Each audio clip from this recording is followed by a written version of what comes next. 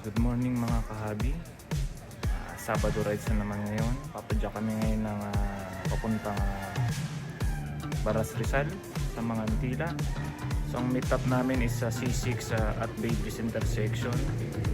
So aabot ng 35 km ang layo. Ito na yung mga kasama ko. Bali kapitbahay ko yan. Good luck sa amin. Ikaw Kuya Arnold, anong gusto mo sabihin? Wala lang. Wala lang.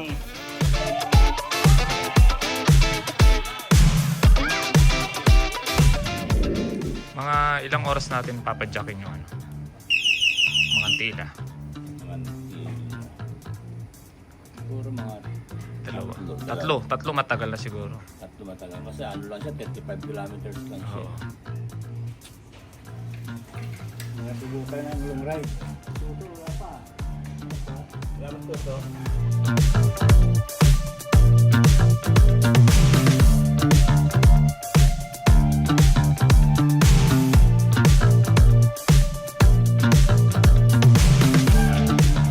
Dito na kami sa intersection ng C6 at Baybris.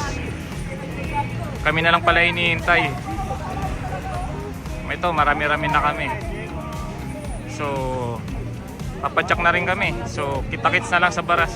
Na kami ngayon sa Binangonan National Road. So, medyo nakaproblema yung bike ng aming kasama.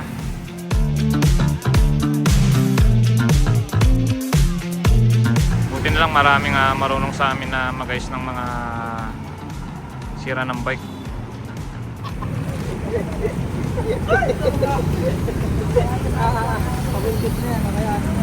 Kuya, ano masasabi mo sa padyak natin ngayon? Pinanguhanan pa lang tayo. Parang mauubusan ako ng lakas ah. Ihalagyan niya na lang isang kanyang cleat shoes. Tulas natin. Iwas sa iwas aksidente.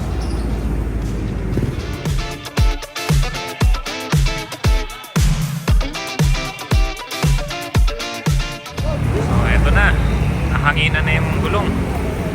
So nakaka isang oras pa lang kami ng padyak. Siguro mga 2 oras pa ng padyakan para makarating kami sa mga Antila.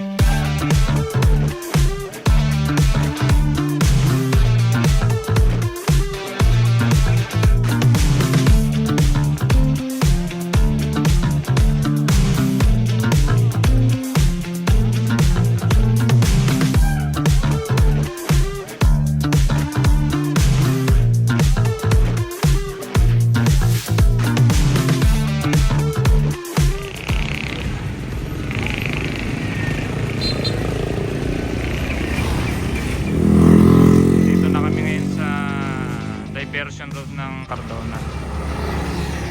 So halos 2 oras din bago kami nakarating dito.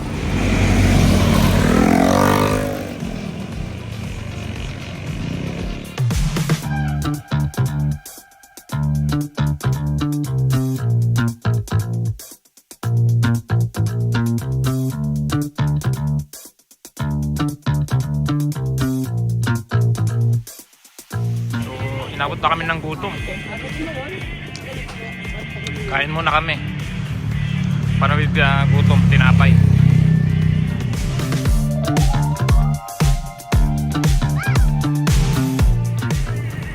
Napalatan na naman yung kasama namin. Dito kami ngayon sa vulcanizing. Kuya Mario, Ay! ngayon na lang uli kita nakasama sa long ride eh. Siyempre. Anong masasabi mo sa padyak natin ngayon? Eto, pagod pa rin. Pero kaya pa. Kayang-kaya, ha? Kaya pa. Basta may pahinga. Oo. Ito kamo rin kapal. Kasi kung mainit ulo mo kanina. Papaliwanag lang ako. Dala ng gutom na yan. Kasi sa mga ganun din kamo nila. Taklo ng boses. Pero hindi po. Papa naman ng boses ko. Ganyan naman talaga ako. Siguro, nagtatrabaho ako.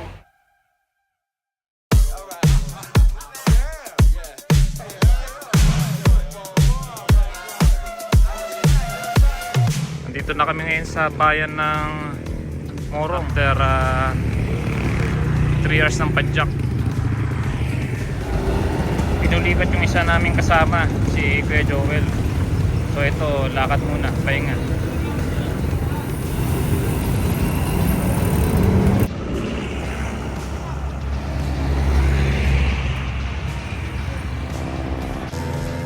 Nakarating na kami sa bayan ng Baras. Umabot din kami ng 3 oras na padyak. So kung konting minuto na lang, nakakarating na kami ng Mangantila. So kita-kits tayo doon.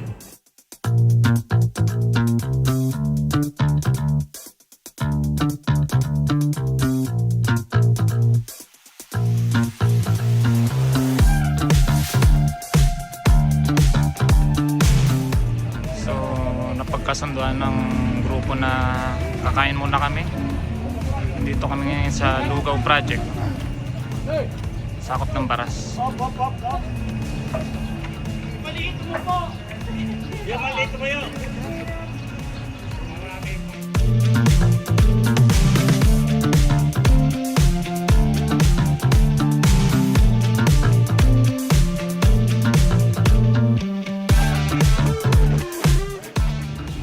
Meron din parkingan ng mga bike. So ayos lang kumain dito. Peaceful.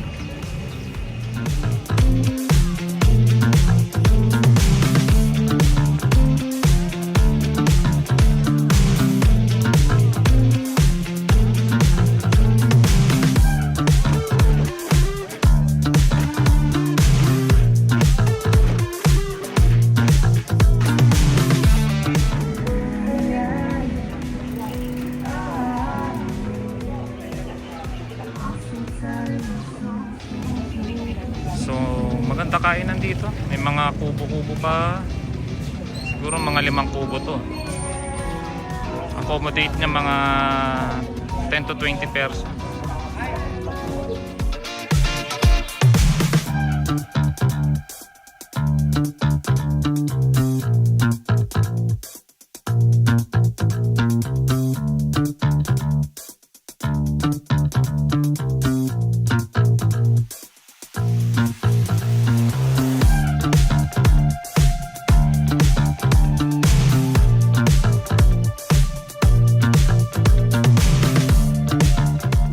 Habang naghihintay ng makakain, kwentuhan muna. Mainit na ba ulo nyo? Ako pag gutom ako, mainit ulo ko eh.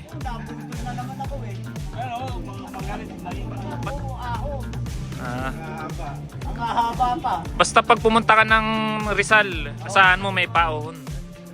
Okay na tayo sa ano? Laguna Loop. Oh, Laguna Loop raw. Chong, ikaw talaga ano eh, malupit sa grupo eh. Sasabing hindi sasama, tapos may kita mo na lang. Nasa, ano na, nasa meeting place na.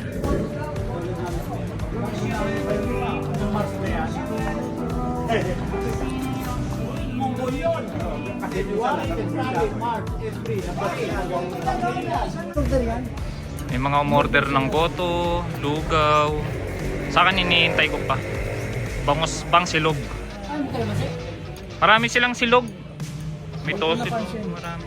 Magkano ang 120 yung bang silog. Dito may sinerve na pala rito mga goto. Pag gutom na talaga, ano na eh, wala nang pansinan eh. Gutom na pala, no? Hindi pala gutom. Oo. Pag gutom na, mainit na ulo. Ako, gutom rin. Pre, ako din, gutom. Gutom din sa inyo, gutom. Gutom na. Ay, dito eh. Presko. Goto. Maganda yung venue, maganda yung ambience. Siguro babalik kami rito.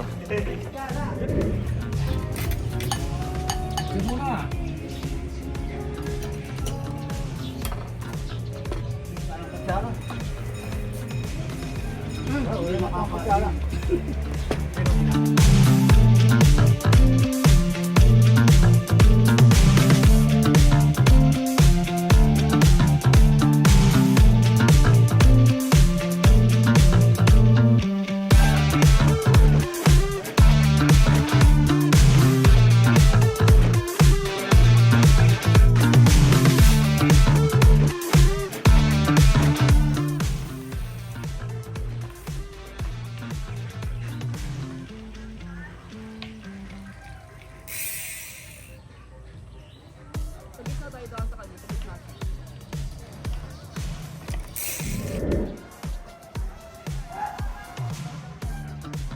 Dito na kami ngayon sa loob ng Mangantila.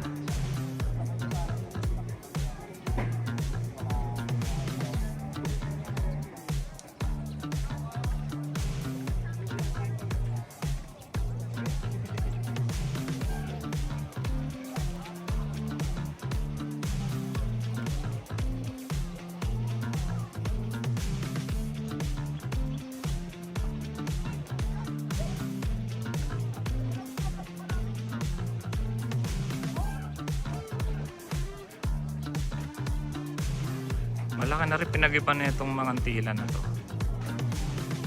Pangalawang punta ka na rito eh. Sabi nila maganda raw ito paggabi. Kasi may mga ilaw. Kita mo yung mga city lights.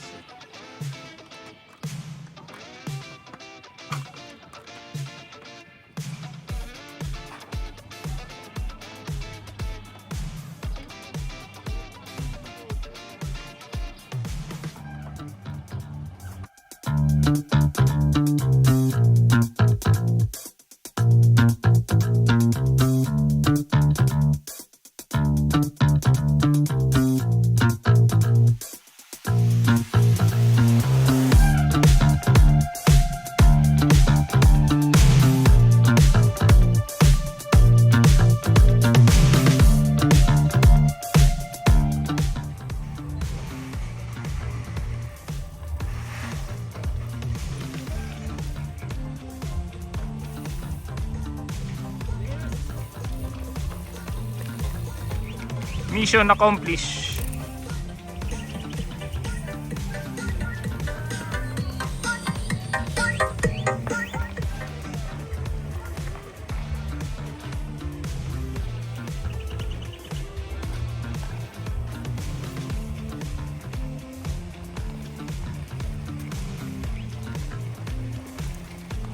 Yun no.